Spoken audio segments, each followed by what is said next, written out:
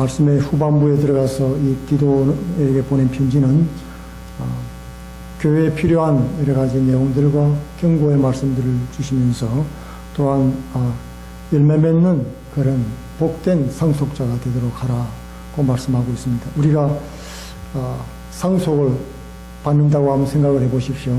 부모님이 부유해서 막대한 재물을 상속받는다고 생각할 때, 그죠? 이 세상에서 부족한 것이 없는 삶을 살 수 있는 그냥 기초를 마련하게 된 것입니다. 그 나중 일이 걱정이 안 되는 삶이죠. 그러니까 이 은혜 입은 상속자니까 마땅히 우리가 선한 일에 하나님이 기뻐하시는 그 부모님이 원하시는 뜻대로 살아야 되지 않겠는가 하는 것입니다. 우리 부모님이 돌아가시면서 물려준 좋은 유산들을 우리 부모님의 뜻에 맞게 사는 것이 마땅하다. 그것을 주제로 오늘 말씀하고 있는 것이죠. 먼저 통치자들과 권세 잡은 자들에 대해서 순종하라, 그렇게 말씀하고 있습니다. 그리고 모든 선한 일 행하기를 준비하게 하라. 2절에 그 내용이 나와 있는데, 아무도 비방하지 말며 다투지 말며 관용하라, 범사에 온유하라, 그렇게 말하고 있죠. 그 당시 이 배경을 한번 살펴볼 필요가 있는데요. 그 당시 로마 제국이죠. 이 로마 제국 황제는 세상을 정복을 하고, 그리고 분봉왕, 그 지역의 왕을 세워서 그 나라와 민족을 다스리게 했습니다. 근데 그 나라들이 로마에 짓밟히게 됐으니까 처음에는 이제 독립운동을 하고 막 그렇게 되겠지요. 그런 것들을 무력으로 진압을 하고 통치를 했습니다. 분쟁의 소지가 늘 있었습니다. 있었지만은 온 세상이 전쟁을 잠깐 멈추게 했습니다. 강한 이런 로마의 군대가 그들을 다 눌러버렸기 때문에 세상이 전쟁이 없는 세상이 됐다는 말이죠. 그래서 이걸 가리켜서 팍스 로마나 이렇게 말을 합니다. 그 당시 이스라엘로 말하자면은 이스라엘도 로마 밑에 들어갔는데 그 전에는 잠깐 동안 독립을 했던 적도 있었어요. 마케도니아 왕국이 알렉산더 대왕이 세운 왕국이죠. 그 나라가 네 나라로 분리되면서 이 이스라엘 지방을 통치했던 이 세력은 마카비라는 사람이 나타나가지고 그 집안의 사람들이, 형제들이 다스리기 시작하면서 이스라엘을 잠깐 동안 독립하도록 그렇게 했었습니다. 그랬지만은 전쟁이 끊이지 않았죠. 독립을 유지하기 위해서 늘 게릴라 전술을 펴면서 전쟁에 전쟁을 거듭했습니다. 온 나라는 초토화됐어요.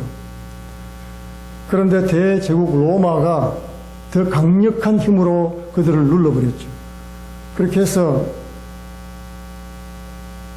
잠깐 전쟁이 멈추는 그런 일이 있었는데, 그 팍스 로마라고 말을 표현했습니다. 진정한 평화가 아니죠. 로마의 평화란 말인데 무력에 의해서 멈춘 전쟁, 그런 뜻이에요. 이 세상의 정치 외교는 다 힘에 의한 외교입니다. 힘에 놀리고 힘이 정이죠. 그러나 예수 그리스도의 나라는 그렇지 않습니다. 예수님의 나라는 이 땅에 있지 않다고 분명히 말씀을 했거든요. 그러므로 우리는 예수님이 말씀하신 그 나라의 민족의, 그 나라의 백성으로 살아가야 된다는 것을 잊지 말아야 되는 것입니다. 너희는 왕같은 족속이요 거룩한 나라요 택한 백성이라고 분명히 말씀하고 있습니다. 그리고 어두운 데서 우리를 불러내어서 그의 기이한 빛에 들어가게 하시니에 아름다운 덕을 선전하기 위해서 그런 목적으로 불러주셨다는 거예요. 하나님의 자녀되고 백성된 것은 이 땅에서, 이 땅의 세상을 위해서 살아가라고 하는 것이 아니라 하늘나라와 의를 위해서, 주님 나라를 위해서 그분의 덕주 예수 그리스도를 선전하는 사람들입니다. 우리는 이 땅을 선전하는 사람이 아니고 예수 그리스도의 선전, 그리고 예수님의 대사로서 이 땅에 와서 하늘나라를 선전하는 그런 사람들이라고 하는 것입니다. 그러면서 우리도 전에는 어리석은 자였다.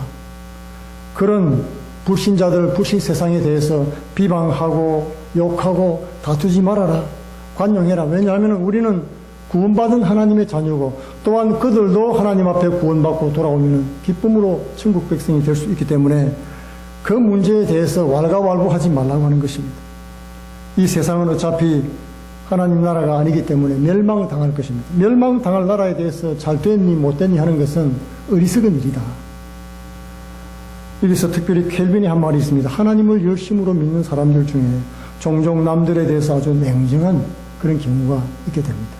우리 그리스도인들도 그렇죠. 참 잘 믿는데 어떤 부분에 있어서 아주 냉정한 그런 부분들이 발견되어집니다.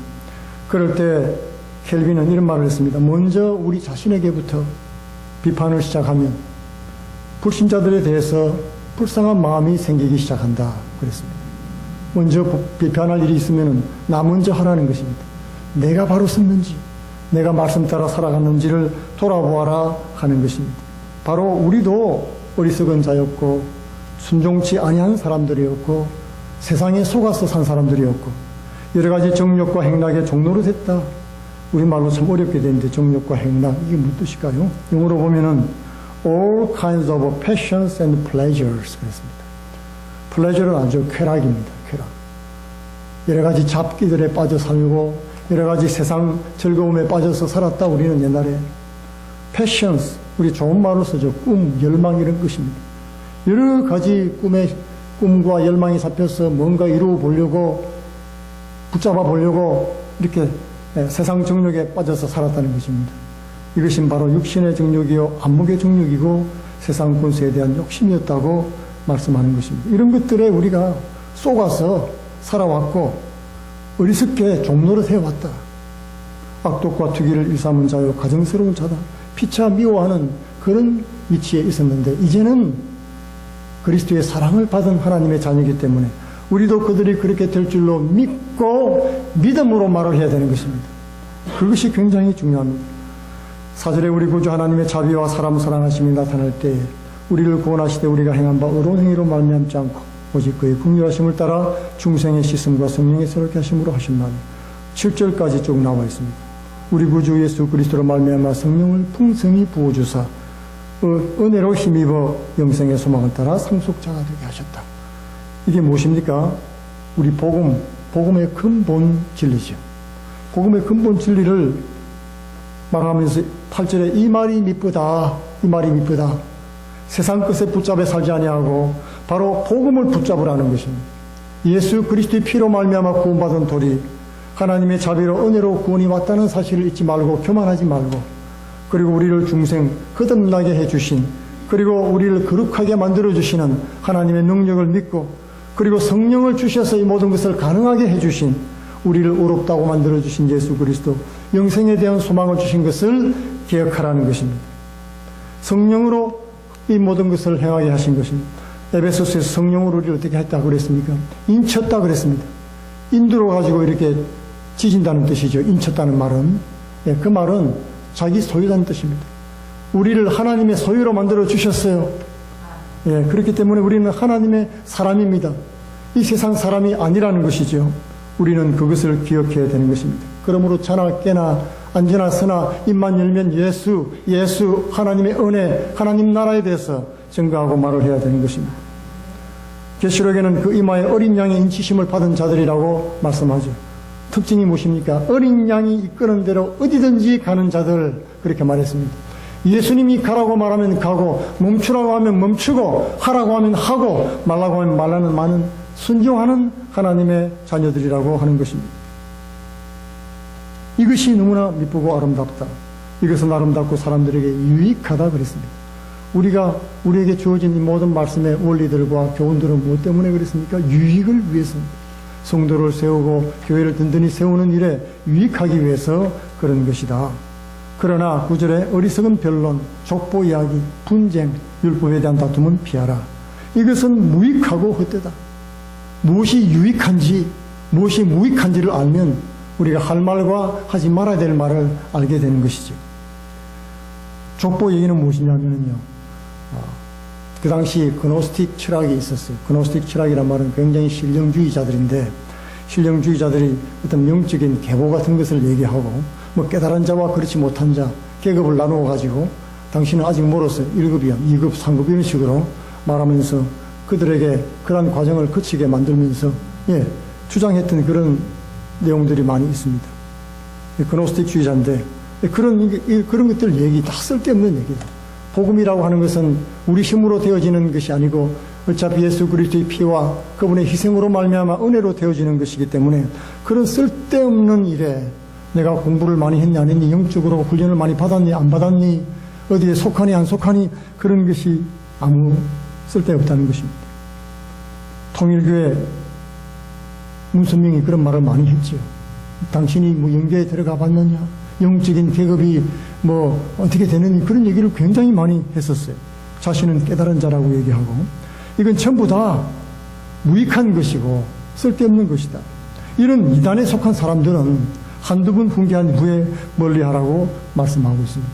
그들과 다투고 변론하고 싸우고 그렇게 할 필요가 전혀 없다는 것입니다.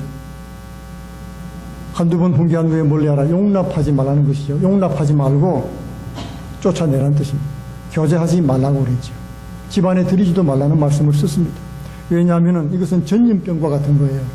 굉장히 무섭습니다. 잘못된 가르침, 이단은 한번 빠져들면 돌아 나올 수가 없어요.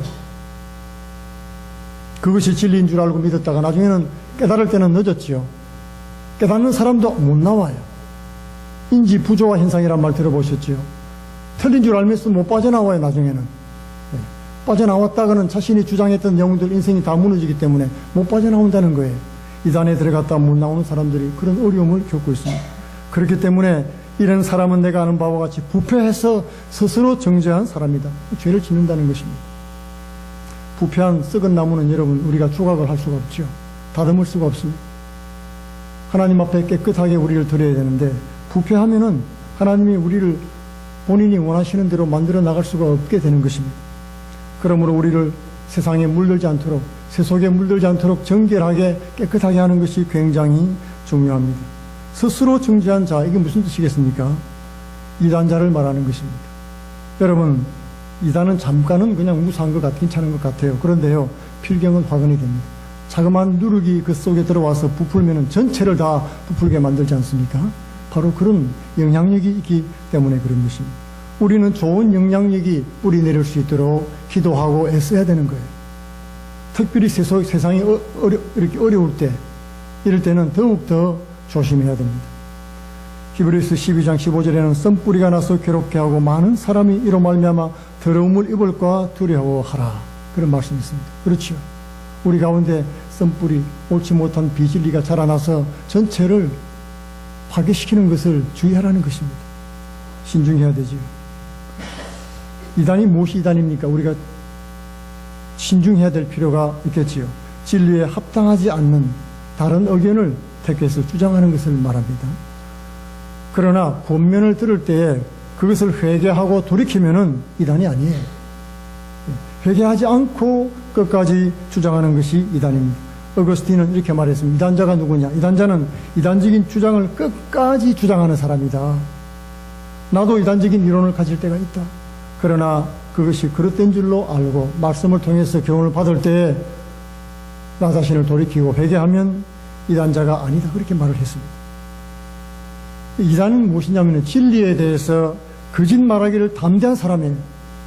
진리가 아닌 줄 알면서도 자꾸만 담대하게 믿고 따라가는 겁니다. 그것이 이단이에요. 그럴 경우에는 스스로 정죄한 죄로 자로서 죄를 짓는다고 하고 회개가 굉장히 어렵죠. 그렇기 때문에 우리는 진리를 알면서도 일부러 거역하면서 범죄하는 것, 스스로 정죄한 자, 그렇게 말씀하고 있습니다. 굉장히 조심해야 되는 것입니다. 만약에 우리 교회에 누가 들어왔는데 복음이 아닌 얘기를 한다. 그럴 때 틀렸다고 우리가 말할 수 있어야 돼요. 그럴 때 말씀을 통해서 교훈을 받는지 안 받는지를 보고 교훈을 받지 못한다면 우리가 한두 번 권면하고 그래도 안 들으면 어떻게 하라고 그랬습니까? 멀리하라, 교제하지 말라고 말씀했던 것입니다. 우리는 그것을 견뎌낼 만한 힘이 없습니다. 우리도 한 인간이기 때문에 전염병이 들어오면 전염을 피할 수가 없겠지요. 이런 영적인 전염을 조심하라고 말씀해 주고 있습니다. 그러면서 오늘 누구를 보냈습니까? 율법교사 세나와 아볼로를 급히 먼저 보내어 그들로 부족함이 없게 하고 전도를 했을 뿐만 아니라 전도 후에는 누구를 보냈습니까?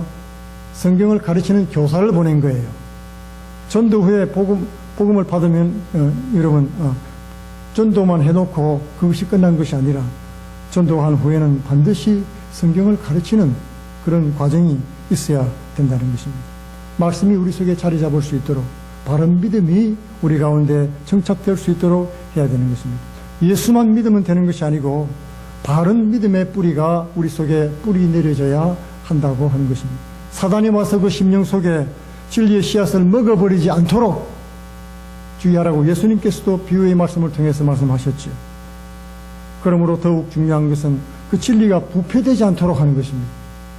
진리의 말씀, 복음의 말씀이 우리 속에서 세상 교훈이나 철학과 가르침을 통해서 부패되지 않도록 굉장히 조심을 해야 됩니다. 예수 그리스도의 피 묻은 복음 외에는 이 세상에 어떤 것도 섞을 수가 없습니다.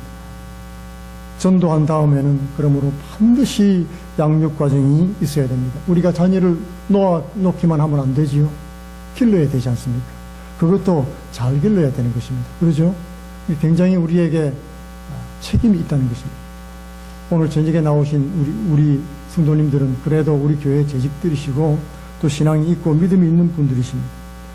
말씀을 우리가 증거할 뿐 아니라 복음을 전할 뿐 아니라 말씀으로 우리가 훈련받고 훈련된 우리가 때를 만나든지 못 만나든지 이 복음의 진리의 말씀을 증거하는 삶을 살아야 되는 것입니다. 오늘 사도 바울은 이런 선한 일에 열매를 맺는 은혜 입은 상속자가 되라고 우리에게 권고해주고 있습니다. 그만한 그릇이 되는, 사실 이 말씀은 목회자에게 주신 말씀이죠. 목회자에게 주신 말씀이지만 목회자가 어떻게 성도들을, 지도자를 양육해야 될 것인가에 대해서 말씀하고 있기 때문에 오늘 저와 여러분의 동일하게 적용되는 말씀인 것입니다. 주님이 원하시는 그런 선한 일을 열매 맺는 은혜가 넘치는 그런 복된 우리 상속자들이 다 되기를 축원드리겠습니다. 기도하겠습니다. 고마우신 아버지 감사합니다. 우리는